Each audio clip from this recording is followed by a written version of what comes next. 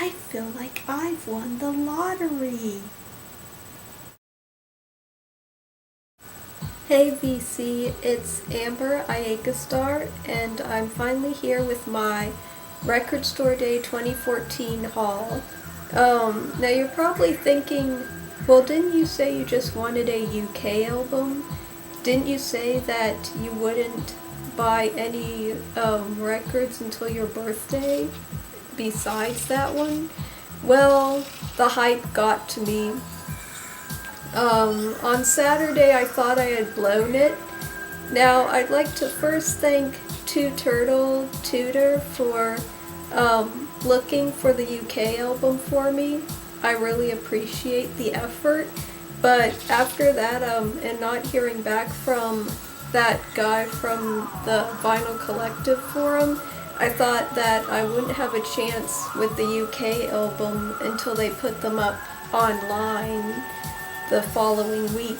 Well, so I thought I blew it, and by that night I was talking to my friend Will and telling him about how I was going to wake up extra early on Sunday and see if I could catch some leftovers online. And he said, well, you should have told me sooner, or maybe next year I could go look at an actual record store for you. And I laughed and said, yeah, I'll try to remember next year.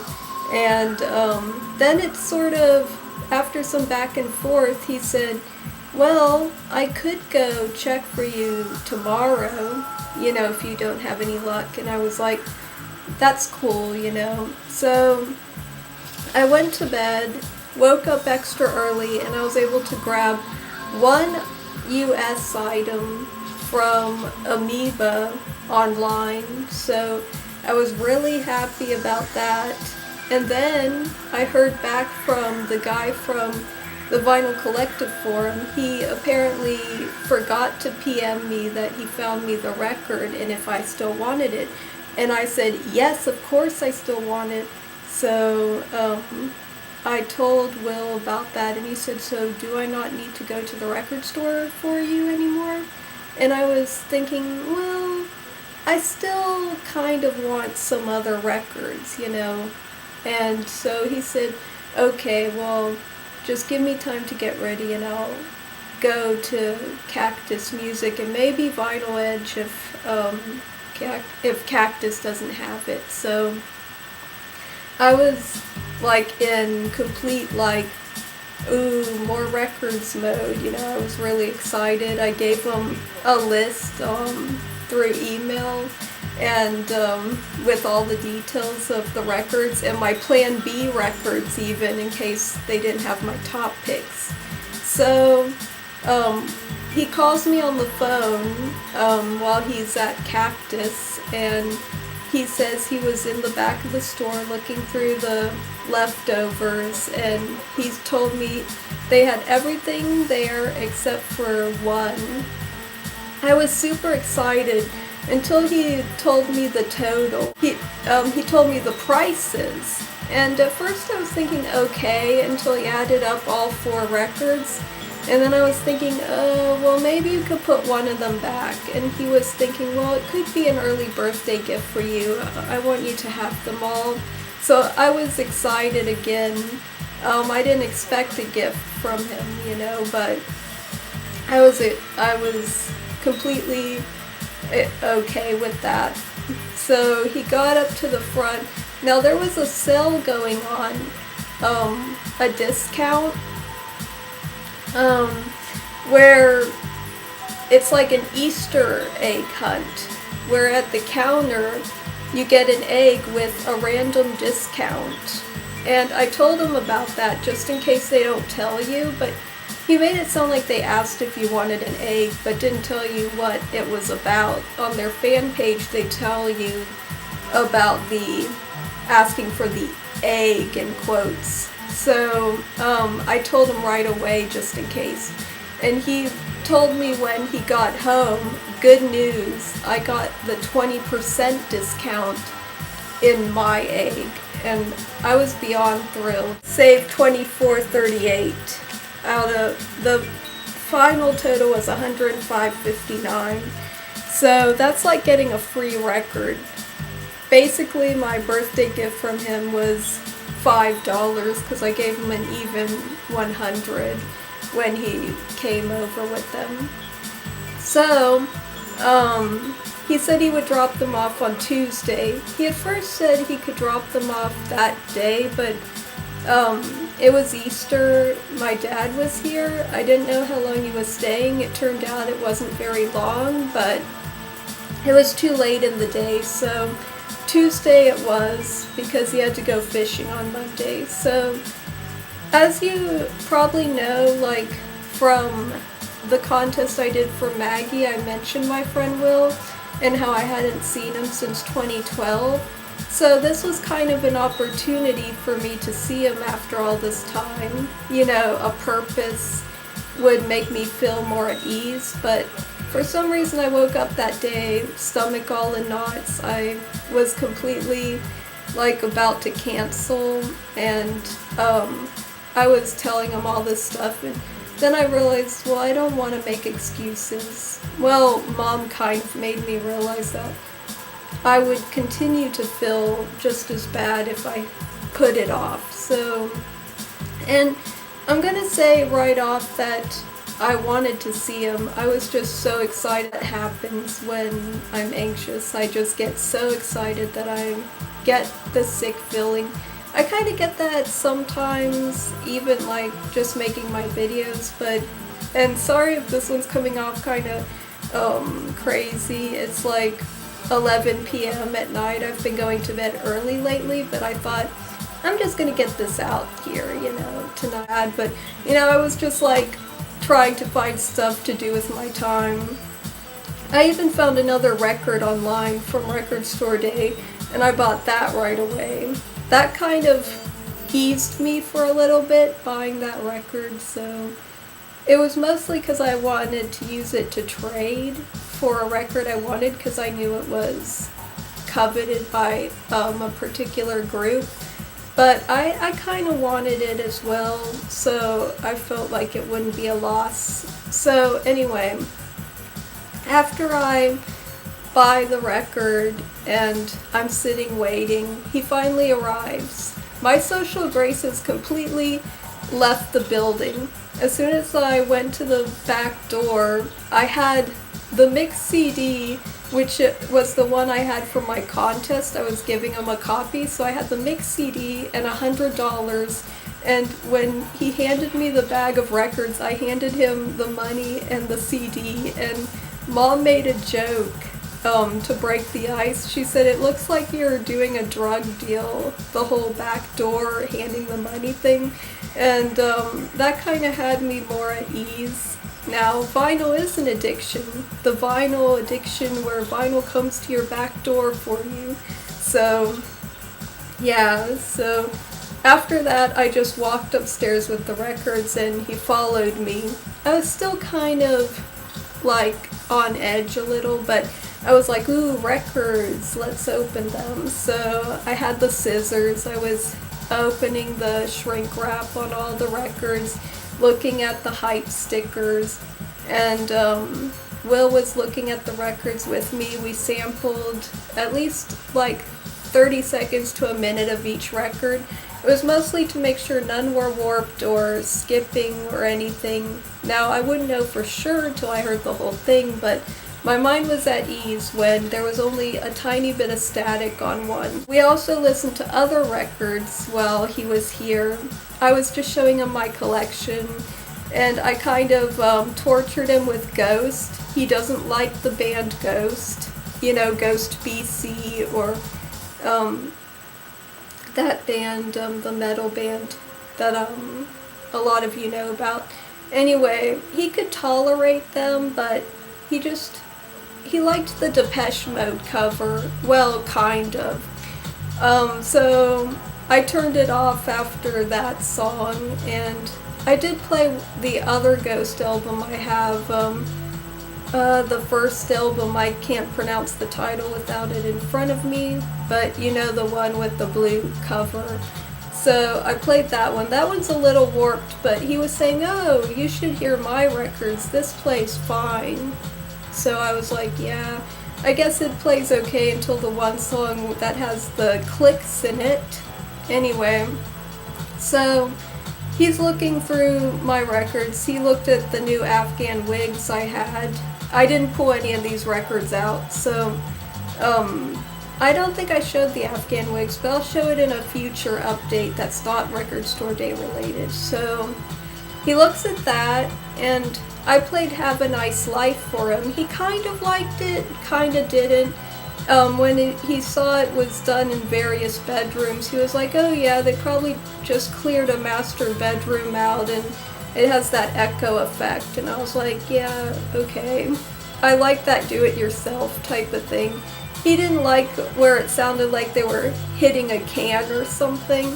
I was like, ooh, I like this part. He's like, I don't like this as much. But so I didn't put that on for too long. And I showed him the Flyover, which is playing now. I don't think I showed that either before, but everyone knows Derek Higgins and Flyover. And I don't know if you can see that. Probably not. Let me pull it out here. He signed it. It says, thanks, Amber, with his name. So I didn't play this record, but I showed it to him, and Will seemed to like the artwork, and he recognized the 4AD association with the labeling and stuff. So those were basically the records I played. I don't think I played any others. So after the sampling was done, that was basically the whole visit, because a friend of his texted, and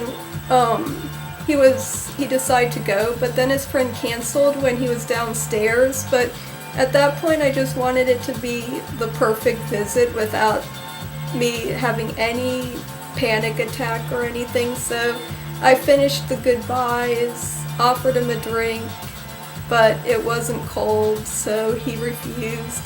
And then he left, and he asked when I'd have the video up, and I said, when the rest of my records come in the mail. The rest of the records came in the mail by Monday. I've just been procrastinating up until this point. Now, this is the part where I'm going to show the records. I pretty much am going to have something in the description or the comments so you can hop to the records if you didn't want to hear the previous story. I'm going to show the first record, which is the UK album, and I got it from the Vinyl Collective member Extra Fox. And I've been going to Vinyl Collective for a while. It's a different VC, but basically it's a cool group to know when things are released. I even helped showcase or give a heads up to a release that just came out like this past week because of that group. So I'm really grateful to this group, you know, that they help each other out, just like our VC sends VCLT and stuff. But I did pay for this record. It just was nice that they go out of your way if you request something. So again, I'm going to show the record. This is the Twilight Sad. It's called 14 Autumns and 15 Winters. And it's a double album. It includes the classic debut album, and the second disc is of previously unreleased demo tracks. And it has a poster and a download code. I already used the download code because I once had this album, but it was on my dead iBook. It had a logic board problem, and so all the songs are trapped on that computer's hard drive. It's in my closet still, but I can't turn it on or anything. So this is the poster. It's just a bigger image of the cover.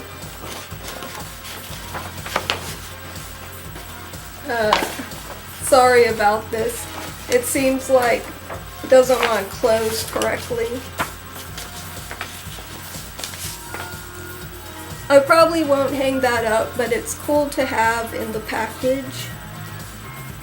And I already put them in MoFi sleeves. I put most of the albums except one in these sleeves because as Jarko of the My Vinyl Bars mentioned somewhere, he doesn't like those plain white sleeves. I don't either. They put debris on the records. So anyway, this is the demos disc. Actually, this one came with an okay sleeve, but it left static, so the other record didn't even come in a sleeve beyond like one of those. Well, it had a sleeve, but it was one of those, you know, custom ones, like paper ones. And again, I like to have them more protected than that, but I do appreciate this inner sleeve, even though it's kind of creepy that the boy is going to suffocate his mother and there's poison. This cover art kind of half intrigued me and half disturbed me.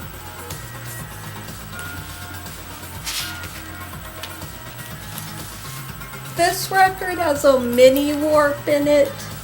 It's not enough to freak out about, but it does play with a little minor hop when it's on the turntable. But it plays great. Both albums play great. I'm really happy with this album. And if you don't know them, they're a Scottish band, indie music. It's kind of like indie noise rock type of music. And there are some shoegaze elements even with the guitars. They soar like that, but the vocals have that prominent Scottish accent, and it kind of reminded me of Arab Strap. And actually on the Wikipedia page, it mentioned that they were influenced by Arab Strap, and if you don't know them, you can look them up. But they're also a Scottish band. So I'm really happy with this. Let's see, I like Mapped by What Surrounded Them. I'm Taking the Train Home, and She Would Darken the Memory. Those songs I played over and over again. When I downloaded it again, I played those songs a bunch. It's very emotive, and yes, the cover art kind of explains some of the lyrics. Like, it seems like there's some childhood trauma going on in the lyrics to some of the songs. And this band's on Fat Cat Records, and I think that's kind of how I found them back then, because I think I discovered them when they were a new band in 2007, but I never owned the CD, so as soon as I saw this release, I was like, I can own it for the first time, you know, and I hadn't heard it since 2007, so it was kind of new to me. I was like, I didn't really expect some of that. So again, look up Twilight Sad. It might be your cup of tea, it might not. If you like indie music, you'll probably like it. There's some screaming here and there, but it's kind of that melodic type of stuff, not like screamo. So yes, check them out.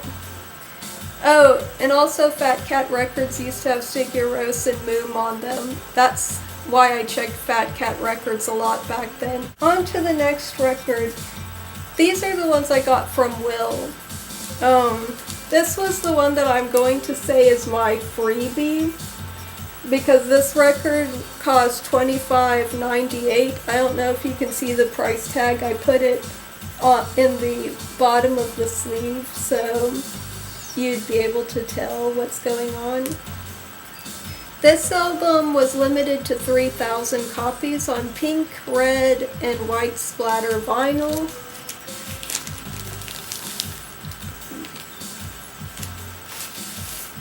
It's a beautiful record. The only thing I should bring up is that there's some sibilance. like distinct S sounds, but to me it doesn't bother me much, but I know some people were disappointed with the pressing because of that, but again, this doesn't bother me. Okay, that was a stupid joke, but again, it doesn't bother me. And next up, we have Sunraw. This is, what's the title? Outer Spaceways Incorporated. And this was limited to 1,500 copies on white and purple color vinyl. And it cost $31.98 at Cactus.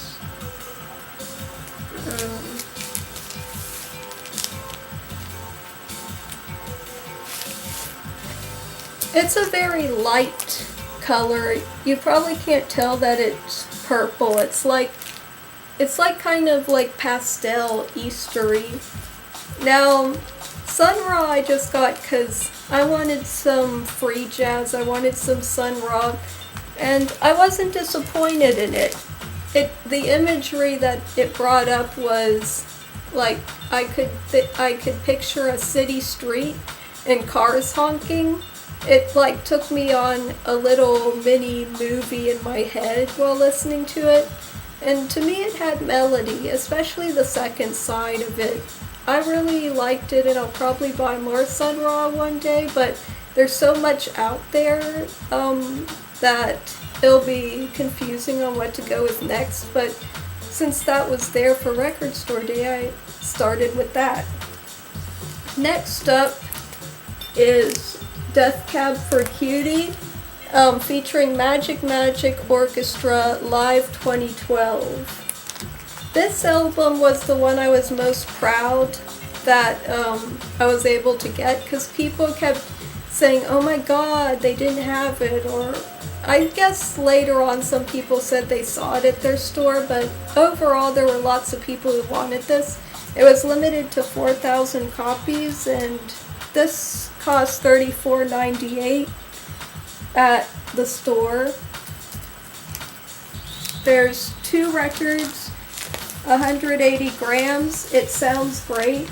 There's some people who said that it didn't sound that great, that the drums weren't in front, but to me, for a live album, this is pretty good. I'll show one of the records. They're both pretty much the same.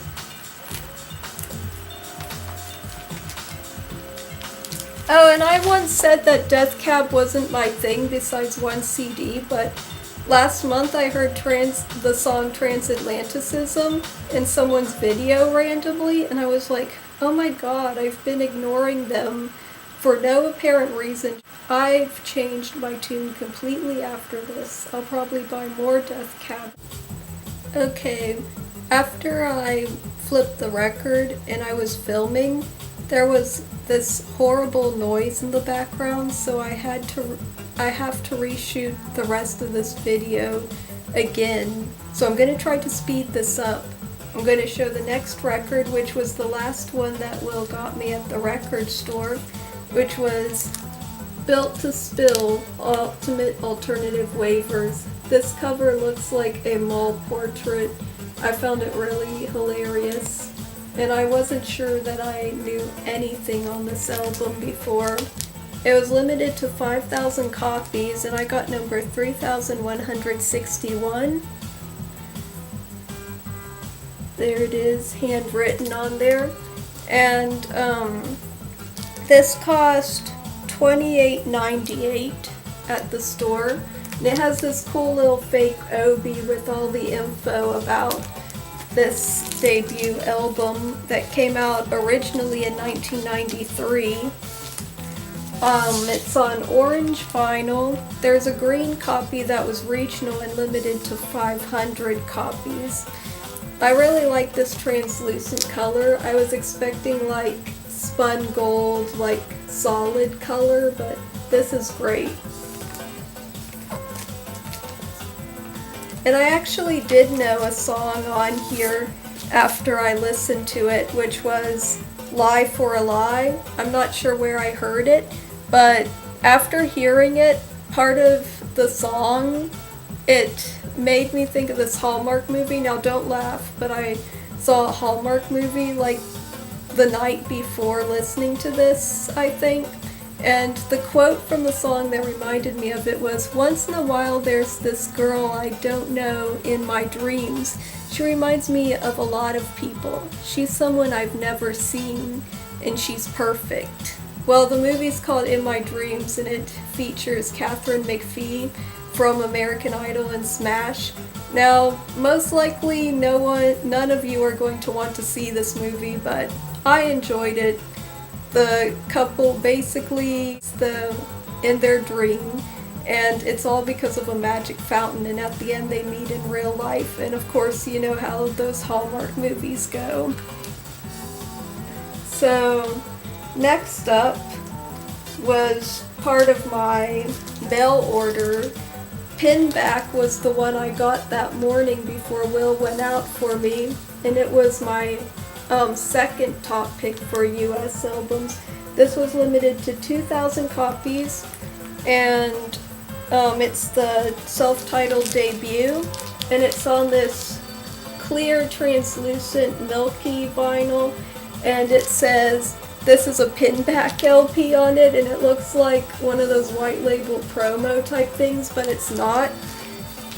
And I don't have a lot of Pinback, even on CD. I mostly like 3 Mile Pilot, which is, one of the artists is also in that band, I think Zach or something.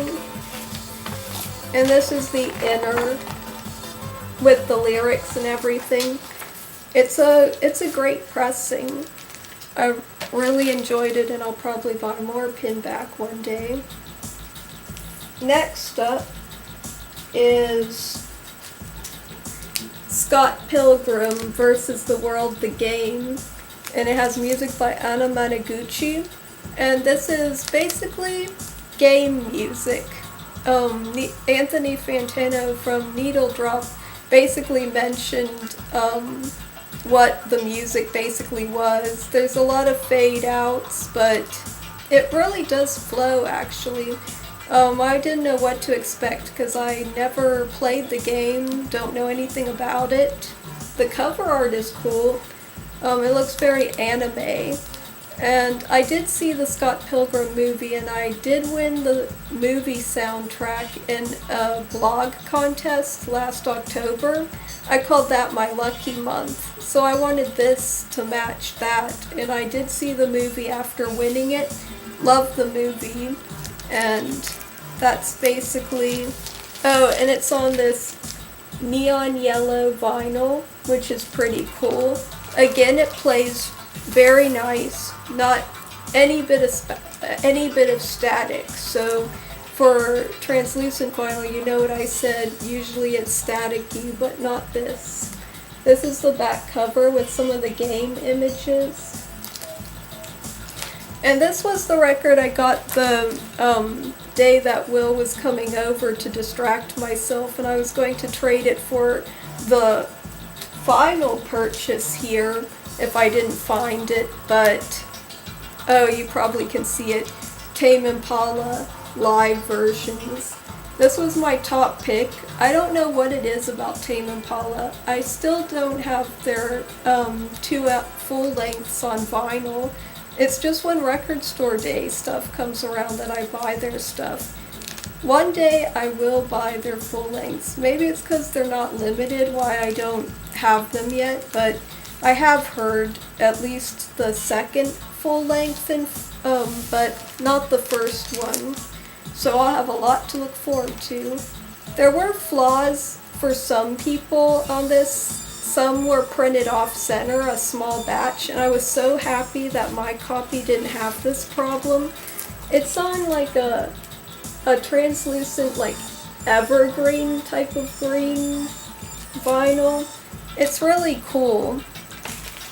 And this was limited to 5,000, but for some reason it was hard for people to find. Will even said it sold out in 10 minutes at Cactus on record store day, so obviously I was so in shock when someone from the Vinyl Collective posted the link, and it was to Yuji which is Underground Sounds in Ann Arbor. They gave a nice little sticker with my purchase. I would definitely shop there again if needed. And these online purchases ranged from $22 to $25.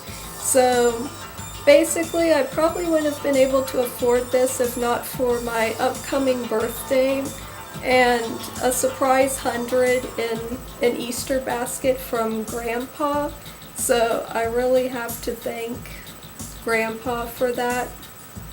That's what I gave Will. And yeah, I also got these headphones, which I had at the opening. JVC is the brand. And Will modded them for me. I think so they wouldn't fit as heavy, like they wouldn't clamp on your head as much.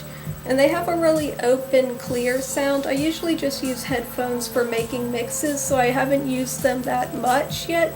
But I really am thankful that he sent them over with the records. He also gave me a cable to hook up to my laptop so I could hear CDs and MP3s through my system, which is something that Turtle suggested to me. So it was kind of funny because I didn't bring this up again to Will, so I was in shock when he brought that over and set it up for me.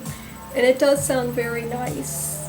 So, oh, and these are the buttons that came in the egg from Cactus. I don't know if you could see them. Yeah, there was also candy in the eggs, but Will ate that. It was a Starburst.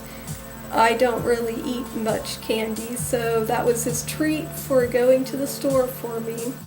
As for things that I missed out on, the Liars 12-inch, I enjoyed seeing people who showed it up close because they all look a little different, and it has wool yarn in the center of the vinyl. It looks like it should be in an art museum. So if I ever found that, I'd be happy, but I'm not holding my breath. And also the Paranorman soundtrack, Glow in the Dark edition. That's a Mondo pressing, and that's mostly why I wanted it. The music is nice. I've never seen the movie. It seems like something I would like, so possibly I'll still see it and maybe get the regular soundtrack if it's still available around closer to my birthday, maybe. And I also almost got the Songs Ohio 7-inch box set, but sorry, Yarko from my vinyl bar. I know that you really like 7 inches, but before I started shopping, I said I would try to avoid to buy 7-inch records because I don't listen to them that much. It's probably a lazy thing. I don't like to get up and flip the record every second, but it was hard to turn down Songs Ohio twice. And hopefully it doesn't come up a third time because I probably would get weak and need to buy it. So that's basically it. Take care, and hopefully I'll have a regular vinyl update in maybe the next week. And hope everyone had a good record store day. I've enjoyed seeing everyone's posts. When I first played this Built to Spill album, I kept saying, "It sounds like Built to Spill," and then Will yelled, "It is Built to Spill." I wish I had filmed that.